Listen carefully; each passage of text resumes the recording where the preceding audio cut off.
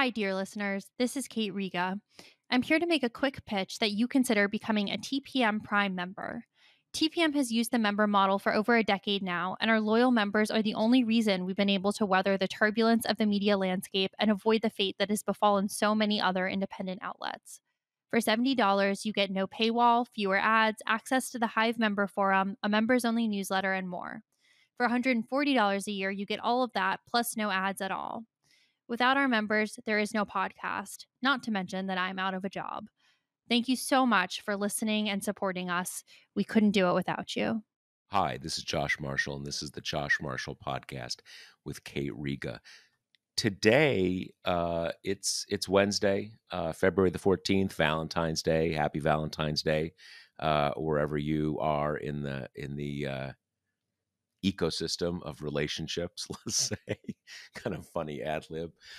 In any case, we're the day after this special election. Out in basically the New York suburbs. New York's third congressional district is a small little chunk of Queens and mostly in Nassau County, which is the first county you hit once you leave New York City and go into Long Island. And as you know, this was George Santos's district, and of course, he was expelled from Congress. I believe back in I don't know, sometime in the fall. Do you know that the okay? I thought it was December, but it's funny that seemed so recent. But yeah, but in any case, as I'm sure you know by the time you listen to this, Tom Suozzi, who actually had this seat before George Santos, he didn't lose to George Santos. He gave up the seat to run for governor, which was pretty dumb since there was no way he was going to win. But he gave up the seat that way. Now he's back. So, nature is healing itself, basically. And the result was, if we stepped back from everything that has happened over the last I don't know whether to say 2 to 4 years or 4 to 8 years, whatever. But this is obviously New York State and certainly New York City is a very Democratic area. This, though, is kind of a Dem-leaning swing district just into the suburbs. And as of what we know right now, basically they're done counting. It's about an 8-point margin. So if we set aside all of the chatter, that is not a terribly surprising result.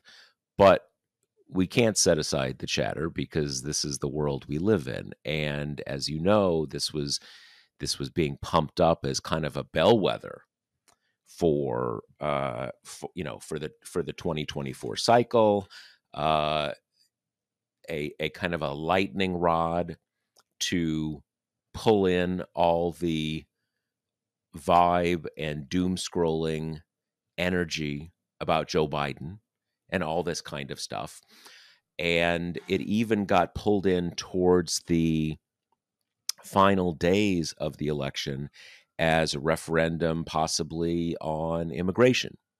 And it is true, I never watch broadcast TV anymore. I barely don't watch TV anymore at all. Not as some kind of like rule. I just don't. When I was loved TV when I was younger. In any case, this little biographical interlude is to get us to the point that I see TV when I go to the gym. And that kind of gave me a look into these ads. And there were a ton of these ads. And it is true, they were hitting on the abortion issue early. And in the last week or so, they turned heavily towards immigration. So all of this stuff, and in the final analysis, it has ended up being kind of another one of these special elections, midterm elections, where there's a lot of chatter, and for Democrats, a lot of worry, and it ends up that the Democrat wins and even sort of, exceeds expected margins and all that kind of stuff. So we're going to dig into that, and you know, we'll look at the race on its own merits and also try to understand how it fits into the sort of the chattering and vibes world that we, if you were a, kind of a political junkie or live in the political world, the world that you live in. But to start there, Kate, let me bring in my co-host Kate Riga. Kate, I did a tweet last night where I said, is this finally gonna force a reckoning for the vibes industry? Because the vibes industry has missed a lot of calls on elections in the last couple cycles, and it's kind of striking because there were a lot of people, a lot of prestige reporters, political influencers, and so forth over the last 48 hours before the election saying, don't let anybody tell you anybody knows how this thing is going to turn out. The insiders make clear it's a total toss up. No one knows. Democrats are very worried, and you know an 8-point margin. So what do you make of it? Yeah, I mean, you can already tell that we're seeing the adjustment of, yeah, Democrats won, but it doesn't matter. It's a special election, can't extrapolate. Whereas, come on, like if the Republicans had held that seat, all the framing would have been Democrats are in trouble. This is because of Biden's age. This is a bellwether. Where goes New York third, goes the rest of the country. So yeah, I mean, we were kind of told that this was neck and neck, that it was, the snowstorm was going to be possibly the deciding factor in the race. And as you say, Suozzi won it by 8 points. Santos had won it by 8 points last time. So that's like a net 16-point increase. We had another kind of much lower profile race last night in the Pennsylvania House, where it had previously been tied. A Republican retired last week. So this was kind of the chance for Republicans to tie it up again or Democrats to win the majority. The Democrat won pretty hugely. Like it was already a kind of Biden favoring seat, but he trounced, won really, really heavily. So all of this to say, I think at least to me, this was a much needed corrective because, on this show, we've been kind of making fun of the vibes session for a while, the kind of constant refrain that we see in every election cycle, which is Democrats have a lot to worry about. Democrats have a lot to be anxious about, whereas Republicans, who pretty clearly have quite a weak brand, are just never treated the same way. Also, Democrats are just like perennially anxious people, at every level. So there's just this constant defensive crouch. And that has, as we'll get to later in the show, really intensified, I think, these last couple of weeks with the Her report and the kind of reigniting of the whole Biden is kind of falling apart before our eyes discourse. So I think this election was a pretty big deal. I take the point that it's a special election, that it was pretty low turnout. It's a specific area of the country. All that is true. However, this is the terrain that, as you say, Biden won in 2020. Republicans flipped back in 2022. It helped them win the House majority. And winning the seat has kind of ripple effects, both long term and short. In the immediate term, he's going to be seated right away. Mike Johnson's majority is even tinier. So that's going to matter, especially because as we're coming up to the spring, April 30th is when those sequestration deadlines hit, where if they haven't fully funded the government, there are these kind of draconian across the board slashes. That is going to be the toughest kind of legislative session that Mike Johnson might ever preside over, depending on how long his tenure ends up How long being. whether he gets to there. Yeah. Exactly. So and with margins this slim, every vote counts because, if he had gotten the win in this seat, well, maybe you can like kind of ignore Matt Gaetz a little bit, right? You can offset some of the constant problem children. And now that's not the case. And then you also have, longer term. Democrats want to win the House back. These are the seats they have to flip to win the House back. It's their kind of easiest targets. Hakeem Jeffries kind of has quipped that these seats are rentals, that they're rented by Republicans because Democrats, need to win them back. And then, greater, these are the kind of suburban, very swingy areas that Biden won in 2020 and that he's going to have to win again in 2024. And, taking the point that it's limited how much you can extrapolate, blah, blah, blah. But we have not seen from these races these big, huge, glaring warning signs that would match the idea that Biden is an albatross that is going to absolutely tank this election. And even in what scant polling we had of the 3rd district, it showed Biden losing to Trump, or at least his favorability levels lower than Trump's, and yet still showed Suozzi ahead kind of more modestly than he ended up doing. But that's kind of the rhyme of polls we've seen elsewhere too, that are tracking both Biden's unpopularity, but still the success of Democrats kind of elsewhere on the ticket and Democratic, campaigns like with abortion referendums in general. So I think we can all emerge from this one feeling like a little bit confident, feeling a little bit reminded that a lot of the doom and gloom for Democrats is narrative. It doesn't tend to be really pegged to data points too much. It's more of just, reporters' grand sense of how things are going, and then that gets translated into articles. And again, we'll get to all this, not to say that, the Biden age thing isn't a problem, that the Her report isn't a problem, but we are still not seeing signs of like a cataclysmic collapse for Democrats.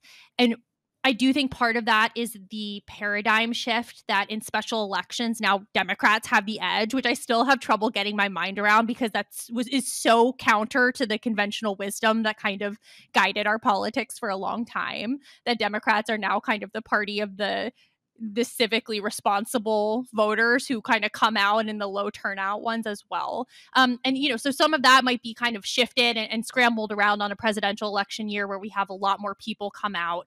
Still, there's no way to spin this that is not a positive data point for Democrats. Yeah, I think, the thing that I took away from this, and you alluded to it, is we've heard the whole conversation about special elections not representative. That is largely true. It's not, there's a lot of truth in that. What I took, though, is that we had a small number of polls, and every one showed Suozzi winning. There was one that had him up 3 points, two that had him up 4 points. The final one had him up 1 point. He won by 8 points. That is significantly, that's a significantly larger margin. In any one race, and certainly any one poll, that's basically the margin of error. That doesn't really, doesn't tell you a huge amount. But this has been a fairly consistent pattern, that polls seem to be understating Democratic strength by a small but meaningful margin. And we have seen this, we've seen it fairly consistently really since Dobbs. That, that is the pivot point. And that is to back up, special elections can be hard to poll because they're low turnout. There are all these idiosyncrasies to them, but they shouldn't be hard to poll always in one direction. And when you talk about who's going to turn out, that's why you have likely voter models.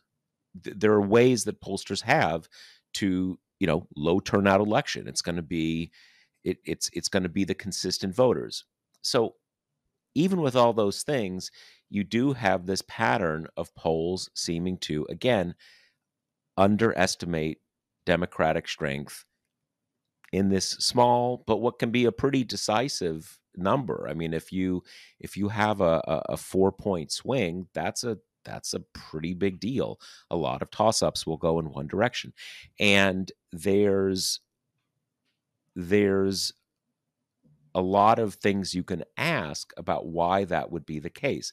Is it, during the first years of the Trump era, there was this idea that pollsters were missing a lot of these disaffected, occasional turnout voters. And you don't pick them up because the same thing that makes them occasional voters makes them not pick up the phone or makes them feel, not trusting of pollsters and all this kind of stuff. It's it's a little hard to figure that that these polls would be missing Democrats in the same way. Democrats are more civic minded. You can't say they're not enthusiastic. Certainly compared to earlier Democratic coalitions, they tend to be demographically the kind of people who show up at the polls. The explanation that a lot of us um,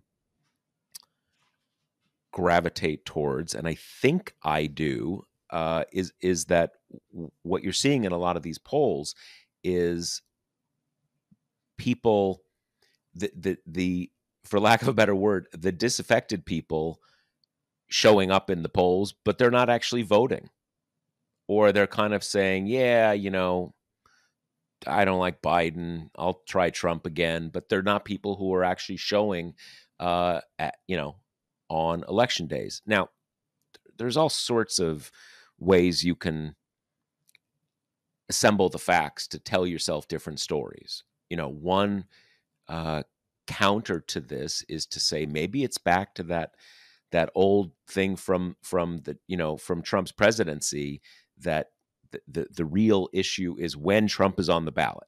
When he's on the ballot, these people show up. When he's not, i.e., 2018, all this kind of stuff. Maybe, but this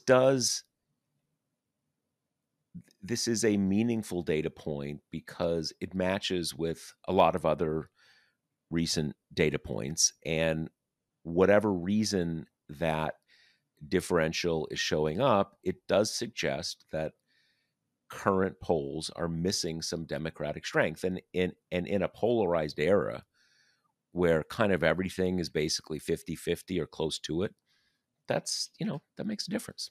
It makes a difference. Totally. And I want to talk briefly about kind of campaigns these two people ran, because I think we're going to see a lot of hot takes, kind of using the campaign that Suozzi ran as a potential model for other Democrats. And the biggest piece of that, I think, is the immigration thing, right? Mazi Pilip, the Republican, who I think in general was like a pretty weak candidate. This is why it made me scrunch up my face a little bit when I read all these takes about how this was neck and neck and was anybody's game, because she's got a really fascinating life story. An immigrant from Ethiopia and served in the Israeli army and all that kind of stuff. But she's only a very recent local legislator. And that's it. That's like the extent of her political experience. She ran this campaign kind of out of sight. She wouldn't really talk to any media. She only agreed to one debate. And at that debate, I think, is when Suozzi landed his most damaging blows in terms of abortion, particularly tried to kind of pin her down on her position. And she said she wouldn't support a national ban, but got very kind of squishy on where she stands otherwise. Versus Suozzi, who's been in politics for forever, right? Like, he used to be an executive in the county. And like you said, he held the seat for a while and then had the ill-fated gubernatorial run, but he knows what he's doing to an extent. and he ran as kind of a Republican light on the border. He was helped out by the bipartisan package that the Republicans so cynically tanked. He could kind of point to that as that's the kind of border Democrat I am. Even though that did happen a bit late in the race, but she really tried to grab onto the immigration thing and try to kind of transfer that from New York City, where Abbott has bussed immigrants and all that, and kind of transfer that out and say, which is just, it's still a funny thing to me to see like people in New York talking about the border as like the biggest political issue in the campaign. But everything is national now. That's the world we're in. And so he did just the kind of boring moderate Democrat response where they're all just being like kind of punitive on the border, not as bad as Republicans, but saying, immigration is a bad thing. We need to quash it, in slightly gentler terms. And at least on that topic, either voters didn't care about it as much as we think they do, or that response was kind of good enough, which is at least an interesting rejoinder to the Republican slash kind of mainstream media chestnut that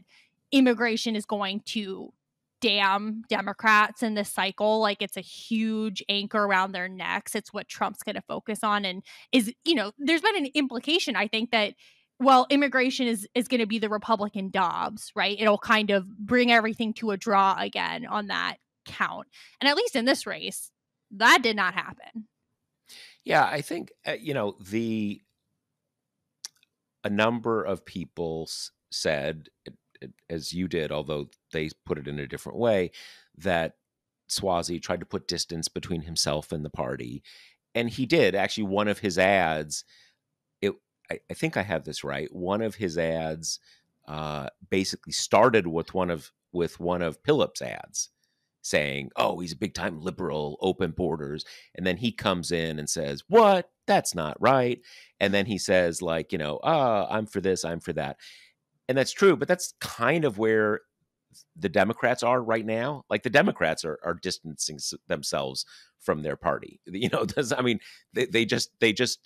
they kind of own this compromise bill now, even though in the context of the last 2 or 3 years, it basically has not only Republican, policies in it, but mostly kind of slightly softened Republican policies in it. So in that sense, he's not really in any different place than Joe Biden is. And I do think that I think the national media overstates to a significant degree the salience of border politics in this election and in the current politics, but it's certainly not insignificant. It's the Republicans' issue. It's kind of their only issue, and it brings together a number of different. I mean, good issues always bring together a kind of a spectrum of different issues. At one level, it is kind of bizarre to have the U.S. Mexico border be a big issue in New York City, because what? I mean, that makes no sense.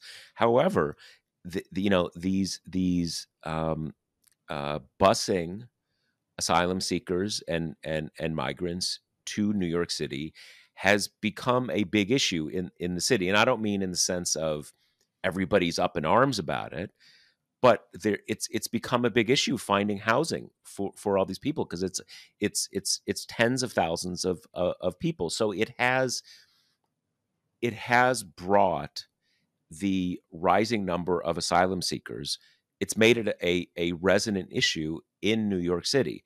Not that everybody's against it, or all the Trumpian, they're poisoning the blood of America, but it's become a housing issue. It's become it's something the city is wrestling with. And the mayor talks about it. The mayor is pretty conservative in a lot of ways for New York City. In any case, it's not that strange. But my point is, it hits on this spectrum of issues. It can be sort of like they're taking over our country, Trumpy people, or just the kind of what are the nuts and bolts of how we find housing for these people and supply essential services and stuff like that. I have I have a friend who's an architect who is part of the a bidding process now for they're going to convert an ex warehouse or factory kind of over in Dumbo or somewhere in Brooklyn. They're going to convert it into a big housing complex, basically because there's a lot of immigrants arriving in the city, and you have to find housing for them.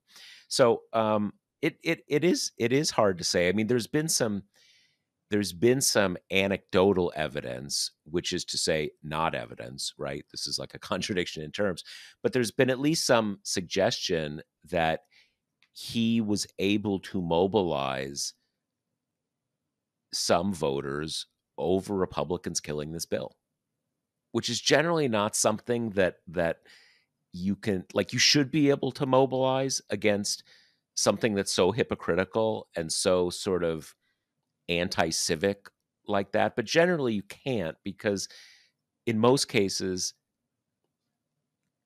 to be paying attention to something like that, you've already got to be pretty politically engaged, in which case you're probably already on one side. But that may have played some role, because it actually was relatively high profile, and it was just so like brazen. Like, dudes, it was your bill. Like, what? What what are you talking about? And certainly Biden's not going to let people forget that. So, all these things play in. Yeah, and to just kind of put a bow on this, our boy George Santos tweeted after the results came in -1. So glad to have his commentary in the mix, at least while he's, still a free man. Still a free man. Yeah, they take your iPhone when you are when you're checked into to prison. So Exactly. enjoy it while you can. So now we're going to talk about a topic that I'm sure no one is at all tired of, which is Biden's age, which has bubbled to the top again from this special prosecutor report that we got last week, where this guy, who was appointed by Merrick Garland, he was in charge of investigating Biden's handling of the classified documents, which feels like it happened like 20 years ago to me, that we had this, obviously it came up and is still coming up with Trump in a big way, because he was charged for pretty willfully ignoring and defying every like very solicitous attempt to get him to put his stuff back. And then in the meantime, our listeners will remember, then we found out Mike Pence had done it too, and then Joe Biden, and it's just became pretty clear that it's really hard to kind of stop presidents and vice presidents from, not maliciously, except in the case of Trump, but, kind of leaving the office, taking a ton of their papers with them, and oops, there's some stuff wrapped up in there that they shouldn't have. Mixed in, yeah. And in the normal course of business, and when this started kind of coming to the fore, the responsible ones looked through their stuff and was like, okay, oops, you guys should have this kind of thing. And because Republicans were screaming about it and Fox News was screaming about it, and Democrats can't seem to break the habit of taking what the right says as if it's in good faith, which it basically never is, Biden was like, okay, well, we'll get a special prosecutor on my documents as well. And to kind of avoid even the appearance of impropriety, had Garland pick this guy who was a Trump appointed U.S. attorney to do the investigation. And that was, I think, 15 months ago is when that started. And now this report is the conclusion. And as everyone will have seen by now, the big headline from it is that they didn't want to take this in front of a jury because they're worried that they will see Biden as a well-meaning elderly man with serious memory problems. And that is the line that has been heard around the world. The other parts of the report which he buried, by the way, but all of the kind of proof in Biden's favor, that there was no maliciousness here, that it was the same kind of careless bundling of stuff at the end of a term that everyone else did, that's really shoved down, as is his graciousness towards other people's memory lapses. I think there's one part where it's I think a Biden lawyer of some sort who didn't remember the exact time when something happened. And it says in the report, like, but that was a long time ago. So this kind of makes sense. Whereas with Biden, he couldn't remember anything. He didn't know the years he was vice president. He didn't know when his son died. In a particularly gratuitous swipe, which it's hard to kind of see how that had anything to do with document retention. But, that's peppered throughout. And it's still honestly hard for me to tell how much of that was Biden forgetting years, which, to be honest with you, does not trouble me. Like, remembering the exact year that something happened is kind of hard. And I think we all do that, if you think of like, when did you start this job or whatever, like it's hard to kind of conjure that immediately. But it's also not even clear to me that it wasn't the more standard kind of responses of someone who's being deposed, where you say, I Yeah. don't recall. If you have any uncertainty, or even, if it's a more strategic thing, you don't want to answer the question, you just say, I don't recall. That kind of gets you out of it. I mean, we saw Trump do that like 8 billion times, and like one of those, whatever, I don't even remember at this point, but one of his depositions with someone, it's pretty standard One of the issue. many rapes or Yeah, felonies or whatever. Yeah, they all blend together. exactly. So it's not even clear to me that it's not just that's going on. We haven't seen the transcript yet, though Republicans are really eager to get it and to pull her before the oversight committee so they can kind of get all the mileage out of this that they possibly can. Then we had Biden kind of come out and do this little impromptu press conference after this report came out, where he was angry, where he kind of tussled with the White House press corps that was pretty determinedly doing Republican spin on this whole affair. And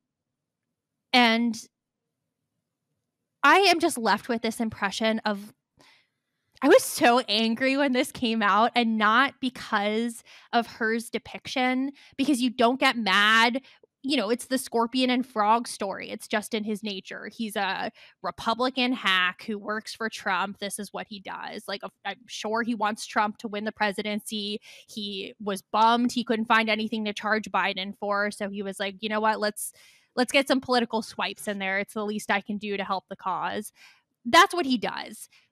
Why the fuck do Biden and Merrick Garland and co keep putting enemies in the ranks, keep handing weapons to their opponents and being like, I trust that you won't use this and that you will be a stand-up person? Like, how much more evidence do we need that the other side does not play by the rules? They do not hold themselves to moral standards.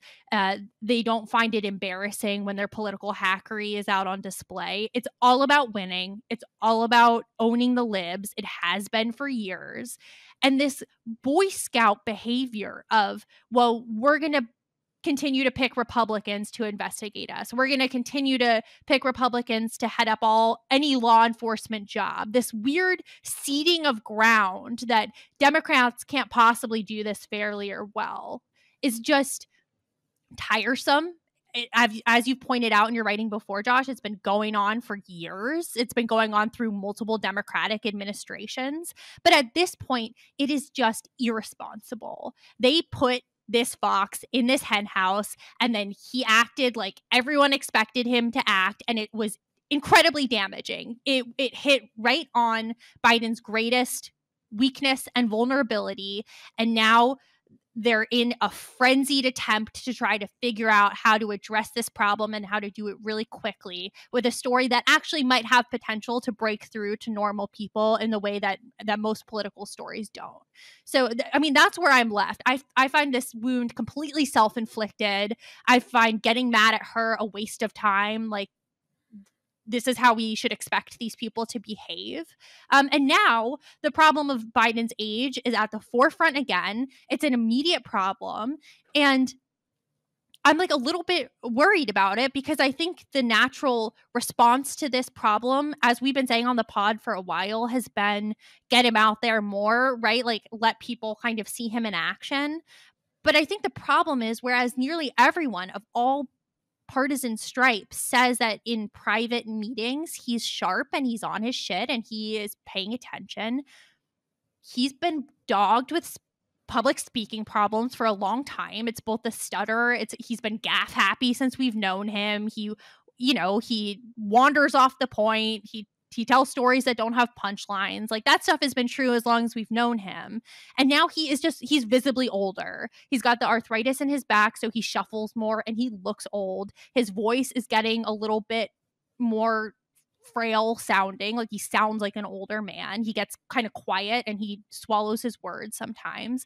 And my concern is that if all that people are going to see from his public appearances are the inevitable missteps, the inevitable uh bad stretch, even in the context of a greater speech, that like worries me, because the only clear remedy I see is prove that the aspersions on his age are wrong, right? Like prove that he can do the job, like show people him working. And if they are not confident that that would be an anecdote, that's what worries me, because I don't know how else to kind of fix the narrative. These little like anonymous quotes from behind closed door meetings, like that's not going to cut it. No, that is absolutely not going to cut it. And as I don't let and I don't think this is disagreeing with what you said.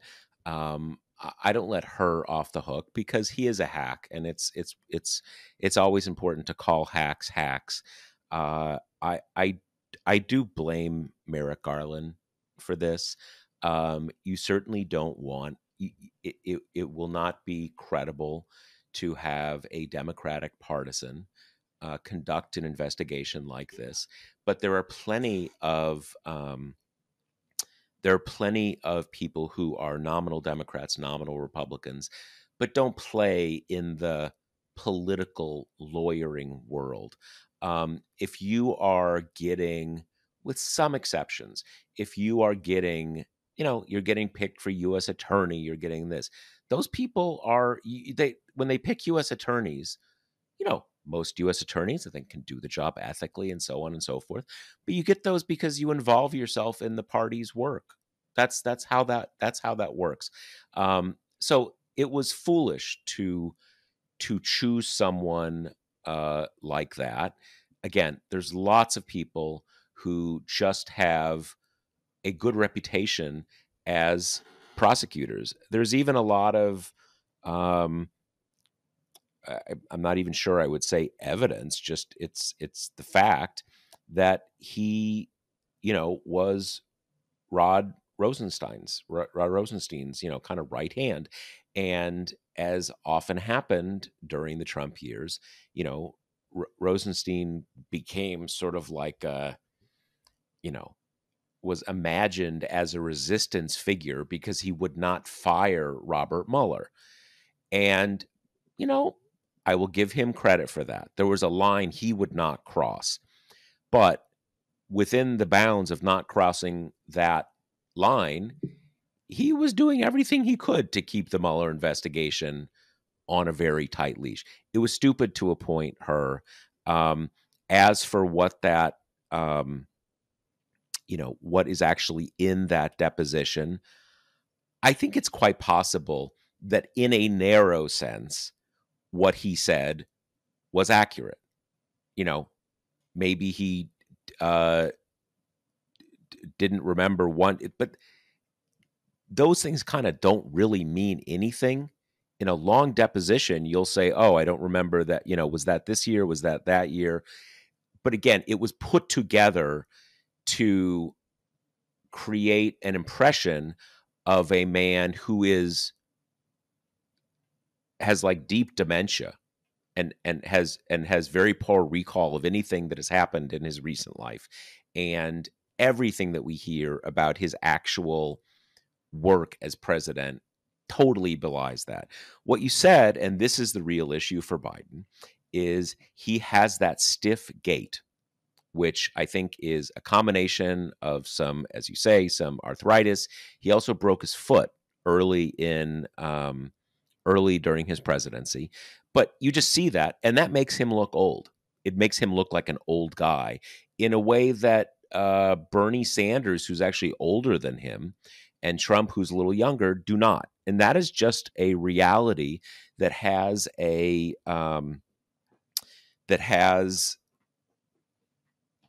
big effect, especially on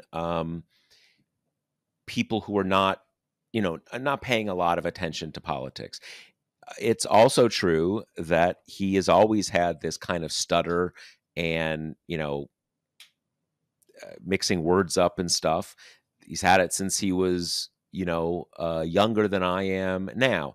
But again, anybody, any voter who's going to kind of research this and say, hey, it turns out that when he was in his 40s, Joe Biden was kind of talking, well, we're not talking about those voters. So it is a real problem. And I think the way they are going to have to deal with this is they are going to have to put him out in front of cameras, especially doing interviews more. And when they do that, he's going to have times when he bobbles words and swaps one word for another or one name for another. That's just going to happen. What you can't do is, once you have these worries, suspicions out there, you can't keep him under wraps, because that just amounts to confirmation.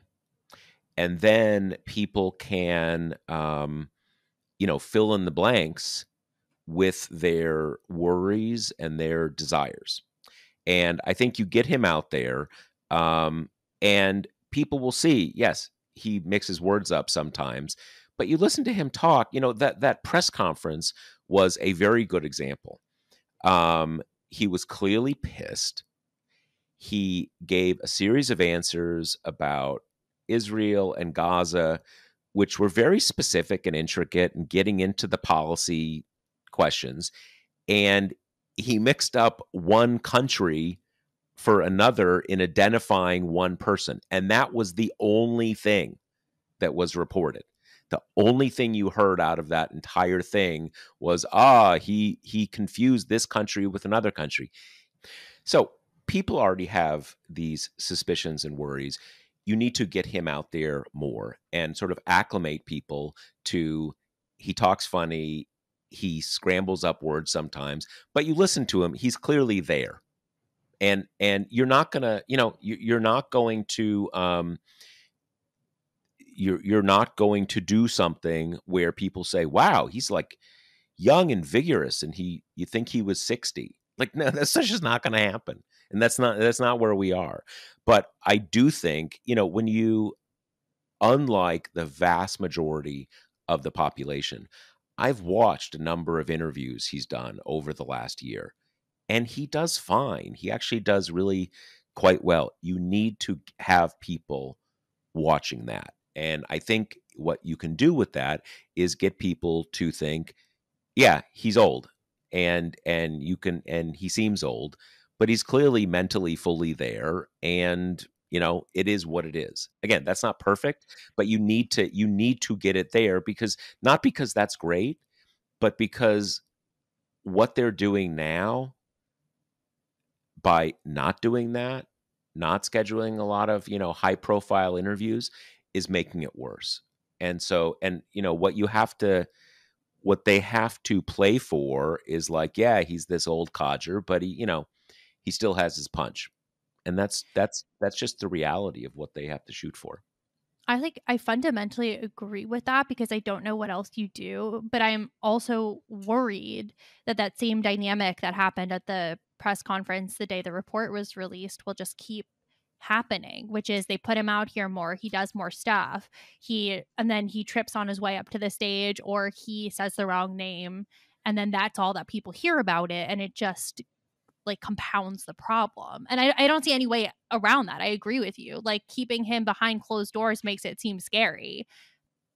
But I'm just worried that in this kind of media environment, even if he does more interviews and taken as a whole does quite well, people are only going to hear the worst moment of them. Yeah, I understand that worry. I think that those awkward moments are already happening, and we can rely on TikTok and Fox News to make sure every occasional voter sees them. And by putting him out there more, again, especially in interview contexts, in discussion contexts, you will have more people who see those and not just the takeaway that that news reports want to do. And that's just again, I actually think that will accomplish more than more than maybe we're allowing. But there's I have no question that is better than what they than what they're doing now. And look, he's old. He's old. There's you're not gonna get around that. Um, we are we are in many ways we've been locked on this course for years now. Presidents run for reelection. Uh, Certainly, they don't. He's basically already been nominated, right? The all the filing deadlines are done. So, and I have seen that I have seen that some readers are very frustrated with me that I'm not I'm not saying yes, Biden should step aside. He absolutely should step aside, and we should have a lightning round nomination thing at the convention or something. I actually think that it's more likely than not, if that scenario happened, it would make the Democrats' chances of holding the White House substantially worse. But it's not happening. I say to people who say this to me, like, okay, yes, you go down to the White House and have a talk with Joe, and you like what? Like, it's not going to happen. So there is just a kind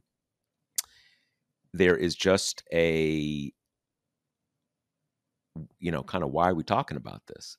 Yeah, I This mean, is the race we're in, and we need to try to win it. if there's one piece of this that is unambiguously very annoying, it's that we keep getting these like think pieces of Democrats might need an alternative to Biden. Here's how. It's like, shut up. Like, if you want to play fantasy politics, that's fine. But tell people that's what you're doing. Don't hide it under the guise of actual journalism, because this is misleading at best and just kind of self-serving and out for clicks at worst. Like, Biden is going to be on the ballot as long as he's alive. Like, there's no changing horses midstream. Um, Also to the point of like, well, we have all these, the Gretchen Whitmers, the Josh Shapiros, like all these kind of young whippersnappers who could do the job. Well, one of those people would have had to kind of step up a long time ago and say aggressively, I am interceding. I'm not letting him run again. And none of them did. So that's a situation where, and Dean Phillips stood up, really late in the game, but he stood up and said, I'm an alternative, and nobody went for it. And this is where we are. I actually think it's been, I like that they sent out Vice President Harris to do some of the rebuttal to the report. I thought that she was kind of decisive and strong and comes from a good vantage point of spending a lot of time with him. So it also came off as kind of believable. And I like that she was outraged on his behalf. But yeah, I mean, to me, fundamentally, I think this State of the Union is going to have a lot riding on it. It's going to be the most eyeballs he has on him, maybe including the convention, but definitely until then. And it makes me really nervous, and would make me very nervous at any point of Joe Biden's career, to say he's got a big speech that he's got to knock out of the park. Not because, again, not because he's not competent or a good politician or, you know, a good statesman. I think he is all those things, but he's never been a particularly gifted public speaker. Though that being said, I remember thinking that his State of the Union last year was one of the best speeches I'd ever seen him give. Hmm. Um, Hmm. so I think, you know, he has it in him. They're going to need to practice a lot, as they always do for these things, you know, kind of give it the importance it deserves Rest up, because rest, get a yeah, lot of sleep. I actually do think that's part of it though, and that's been true with like every president we've had, that some of them have like tics they do when they're very tired. Yeah. And I think it happens to him. I think he gets quieter and more mumbly when he's tired. So Hmm. seriously, they should kind of like clear his deck for a few days before the speech.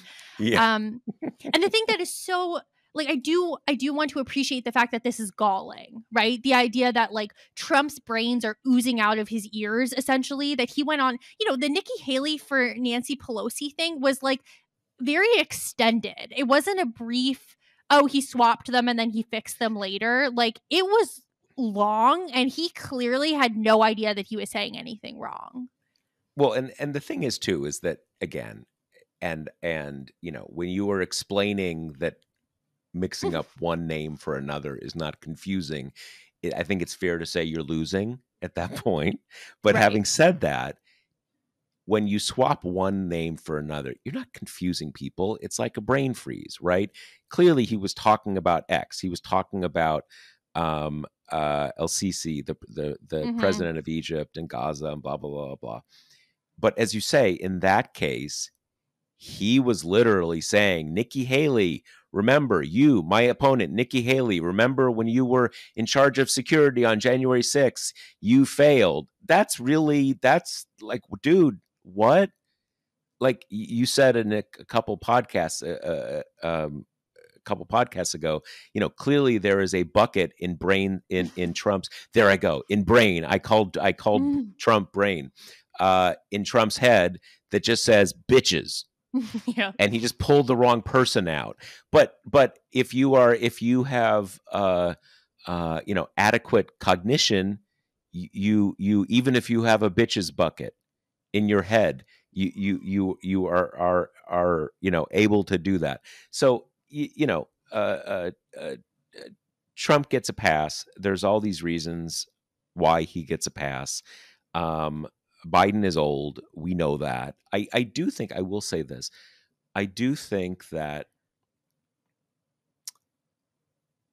and I will admit that I get frustrated sometimes talking to people about this because more than anything, I don't want people to waste their time or the collective time, because Joe Biden's the nominee. And we all know, even if you hate Joe Biden, we all know how important it is that Trump not become president again. And I think this, you know, when you have those think pieces, Democrats might need a plan B, or this kind of thing like he needs to step aside. A lot of this goes back to the idea that a lot of people, for a range of reasons, think that there are these insiders who can make a decision and they just go over to the White House and say, Joe, I'm sorry, but it's over. You got to step down. That is not how it works. That literally is not how it works. And to me, it is a permutation of the idea that we saw in 2020, where the establishment, you know, everybody wanted someone different. Everybody wanted Sanders. Everybody wanted Pete Buttigieg. Everybody, this person and that person. But the establishment stepped in and made it Joe Biden. That's again, it's imagining that there's this insider establishment thing that actually is controlling the show. And that's not, that's actually not how it works. Look, certainly, um, there are people there are people in Democratic politics who are much more powerful and influential than you are if you are an average person, sending $5 and $10 here and there on Act Blue and voting. Yes, but the structure of our general politics, I mean, it's even more the case on the Republican side. The sort of the notional establishment keeps trying to do this, that, and the other, and Trump comes in and just says "fuck it," and it's done. But it just doesn't work that way. It just doesn't work that way.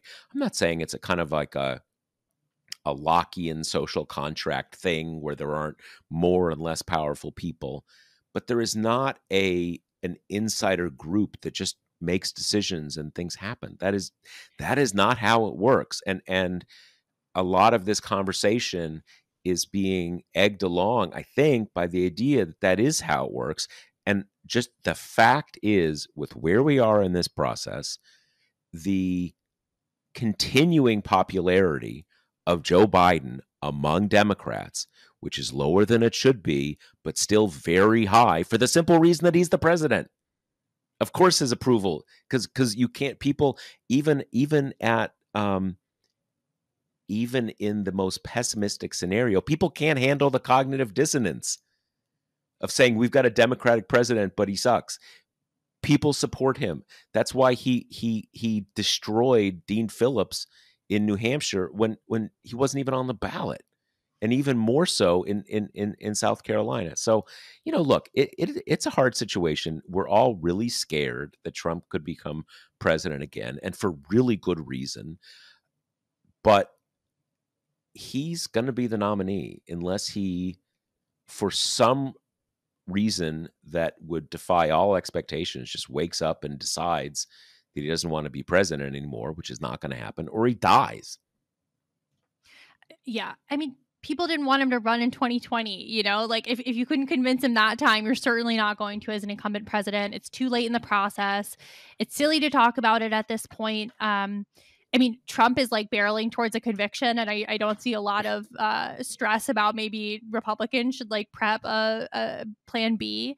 Fundamentally, this is what the race is going to come down to. I mean, it's the Biden camp's job to prove to voters that, yeah, he's old, but he's up for the job, that he did a good job in his first term, and that he's got unfinished business. And barring that, they like the comparison, right? I mean, he remains the kind of decent guy who's given us the most progressive administration of my lifetime, versus the guy who's fending off a million charges and just was found liable for sexually assaulting a woman, and who is getting crazier with every passing public appearance I see. I mean, I know because he has the appearance of energy that this is like not as much a concern for them, but the stuff he's saying is incredibly unhinged and getting more so. So I mean, that's the task, right? That's the task for Biden and his campaign, is now to prove that he can handle it. They've got a long time to do so. He was fighting somewhat similar headwinds the last time around, and they found a way to get it done. So, I know it's very kind of democratic to want to like go out and fall to pieces and gnash your teeth and kind of give everything up as lost. But Trump's brand is not that strong either. So it's a real thing. It's a concern. It's something that they're going to have to deal with. But nobody is going to be able to kind of dispense with it except for Biden himself. So, I mean, that's what comes next. And I have I take some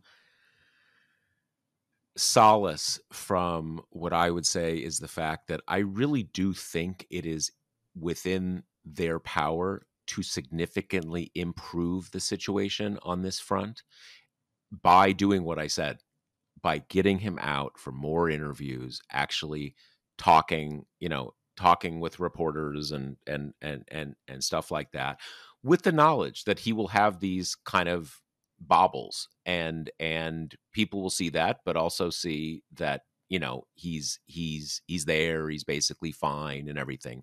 And I when I say take some solace from that, I don't think it's a situation where there's kind of like nothing they can do. And if you're someone who thinks we absolutely need a different nominee, well, I feel bad for you because there's nothing you can do. I mean, and I'm not saying like sucks to be you. I'm just saying that you're kind of a hostage to fate because there's not an alternative at this point. But in this smaller aperture point, I do think there's something they need to shift gears, and shifting gears in that way, I think will actually, make a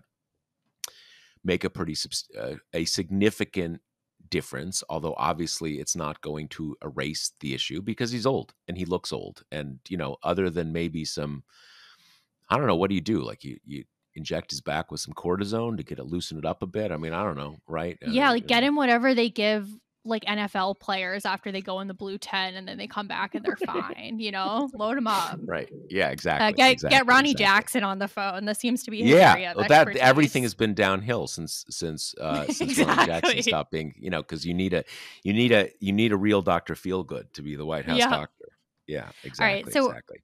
we're going to kind of wrap up with recent news on the congressional front, where the Senate Republicans demanded border provisions to get their votes on this bundle of aid for Ukraine, Israel, and Taiwan. They got that deal. Trump said, no, don't want to lose my immigration cudgel to use against Biden. So they were like, yes, sir. Let this kind of hard-won bipartisan border agreement fall out of the bill. Schumer put the aid standalone back on the floor. That passed. And that was not a sure thing. I'm still a little bit surprised that it passed because obviously you had McConnell who wanted it, right? Because as we've talked about, he really wants to help Ukraine. Trump did he lobbied against the standalone as well. However, that also coincided with his comment kind of goading Russia to do whatever they want to NATO countries that don't pay enough in their own defense. So he may have lost a little bit of moral authority on the topic with that particular comment. But his lobbying didn't really work after they capitulated on the immigration piece. Ultimately, it was 70 or 71 senators passed on the final vote for the supplemental, which is as overwhelming as really anything can be kind of in this day. Though notably, almost none of the Republicans who were under age 55 voted for it, which does show you how this was where we're going. Yeah. An old guard movement. Yeah, this was the kind of Yep. McConnell old international world order that the old school conservatives have, and that the new kind of Trump breed is not interested in, right? They're all doing the kind of isolationist America first thing. But it passed through the Senate, much to Mike Johnson's chagrin, because now he has to deal with it in the House. And it is dicey over there. I mean, we've discussed before how there's a small contingent of people who are very hostile to Ukraine aid. This also comes from the kind of new Trump wing of the party.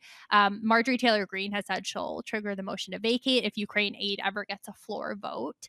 So now Johnson, so far, I mean, he's doing his usual thing where it just kind of looks like he's spinning around looking for an exit and tossing out the appearance of forward momentum in the meantime to kind of get reporters off his back. So his immediate statement with its past was well, we've got a crisis on the border, haven't you heard?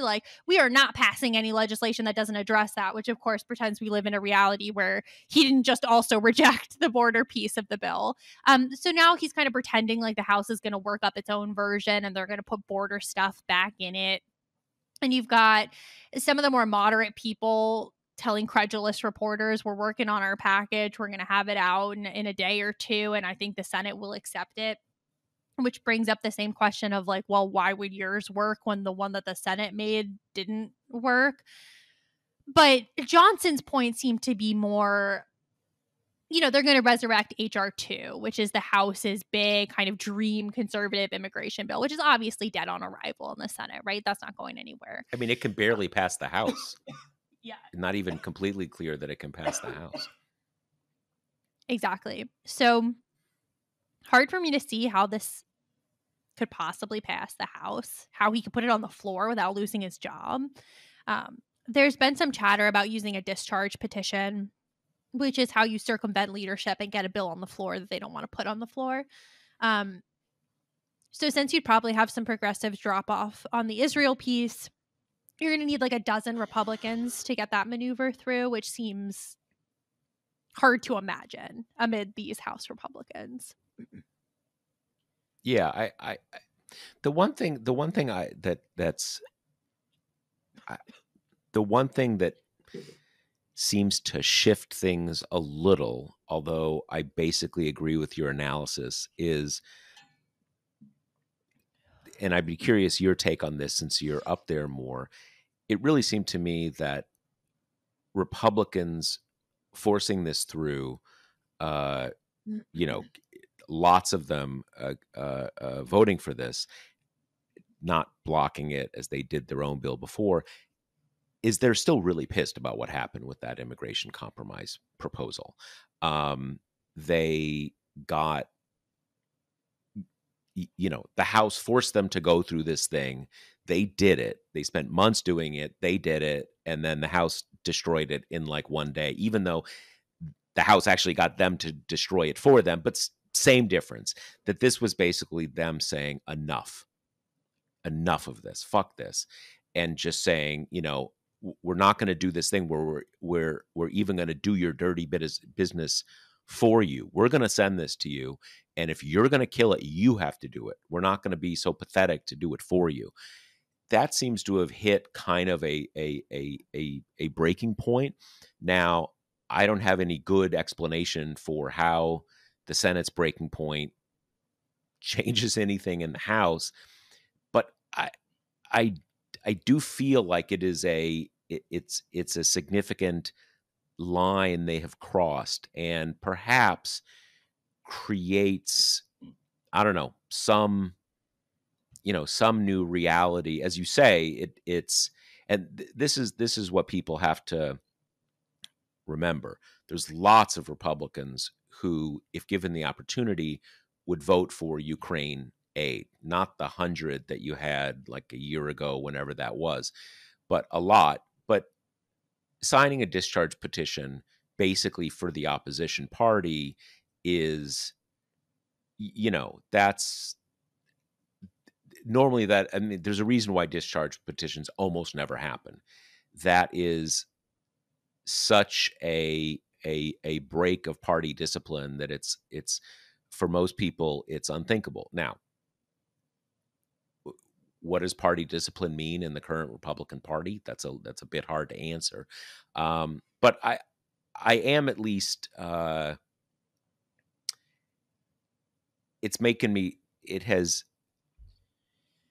it's make it, it makes me want to give this like a week to see, okay, I want to see if things shake out a little differently, because this was a sign of running out of patience and exasperation by what is still a substantial faction of the Senate Republican caucus.